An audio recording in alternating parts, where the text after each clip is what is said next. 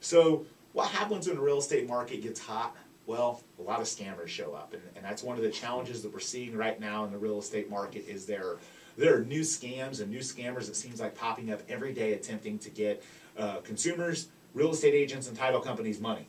Yeah. And on the title side, the wire scams have been the prevalent one for the last several years. Yeah, I mean, you know, basically the bad guys, the fraudsters, are onto what we all do for a living. And if you think about it, you know, real estate, mortgage, and title, you know, if from an outsider standpoint, we're a bank. Yeah. And we have driver's license and socials. I mean, so it's like a gold mine for these guys to try to trick the people that send us the money and us sending it out. So just from a stat standpoint, 2016, the number was 19 million.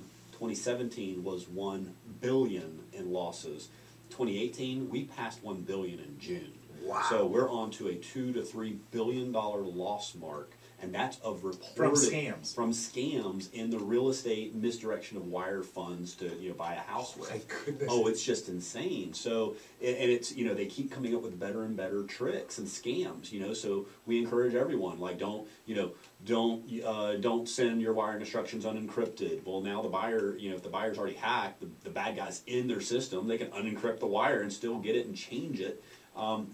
So we're getting like all sorts of new scams, and then it was, well, call in to get the wiring instructions. Well, the bad guys now have set up a fake dial-in number to you calling the bad guy, and they're confirming, yes, this is Bob at Strategic Title. Absolutely, those are the wiring instructions. Please send your money to, you know, wherever.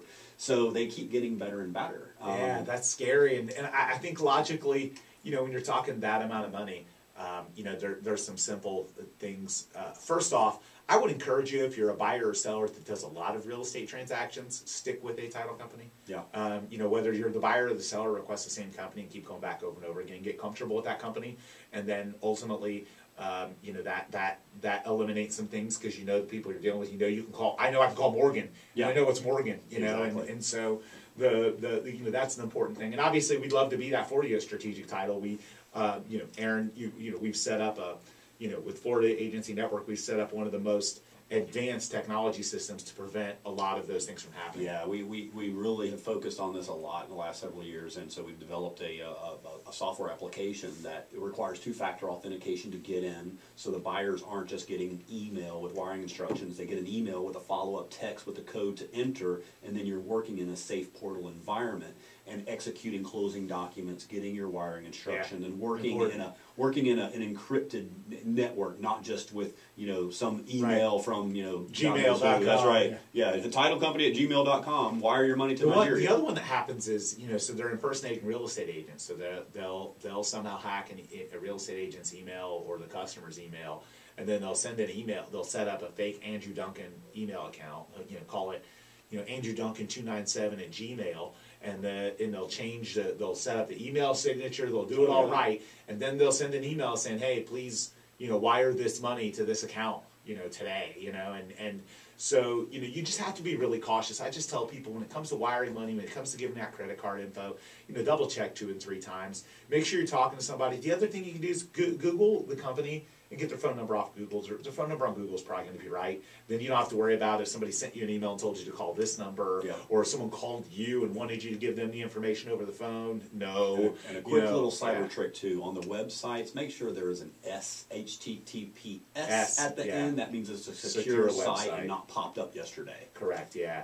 But nonetheless, you know, Google, find the company, and when all else fails, just drive there.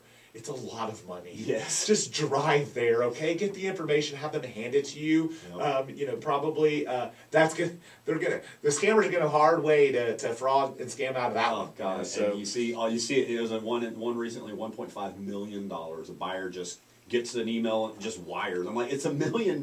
Just call to confirm. You know, make sure it's yeah. But we're super self-conscious about it. You know, the number of homes that we buy and sell, and the number of customers that we represent. We're always seeing people make attempts. I mean, it's just the norm. But you just have to make sure that you're communicating with your organization. You're communicating that to your customers. Now, don't take wiring instructions from anyone but the title company. And personally, like I said, double and triple check it and verify it. So, another one is the rental scam. You're seeing people out there saying, "Oh, I got this house for rent that's actually a house for sale," and some scammer shows up and takes a deposit from you, and then they're gone to another county, running game on somebody else. They took your money. Thank you. Oh, we'll only take it's cash or money order. Yeah, it's probably a bad sign. Yeah, legit property management companies don't want cash. You know, so meet me in the front door. Meet me at the front door. So I'm the guy wearing the trench coat. Yeah, I'm the guy wearing the trench coat with the car and the out-of-state license plates and the plates that it looked like an E, but it looks like an 8 too. Was that marker on there? Yeah. So anyway, we appreciate you tuning in. We hope you have a fantastic rest of your Sunday, Tampa Bay, and go Bolts.